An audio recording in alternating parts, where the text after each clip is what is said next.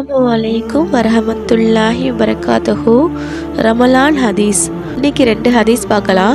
ஒன்று நோம்பை கரெக்டான டைமில் திறக்கணும் அப்படின்றதுக்காகவும், இன்னொன்று நோம்பு வைக்கிறதும் கரெக்டான டைமில் வைக்கணும் அப்படின்றதுக்கான ஹதீஸ். 2 ஹதீஸை பார்க்கலாம். நோன்பு திறப்பை தாமதப்படுத்தக்கூடாது. அறிவிப்பவர் சஹ்லு ரலியல்லாஹு அன்ஹு. நேரம் வந்தவுடனே மக்கள் நோன்பு திறக்கும் காலமெல்லாம் நலவின் நீங்காமல் இருப்பார்கள் என நபி அவர்கள் கூறினார்கள். அதுபோல ஃபஜருக்கு முன்பே நியத்து வைக்க வேண்டும். அறிவிப்பவர் ஹப்ஸா ரலியல்லாஹு அன்ஹா.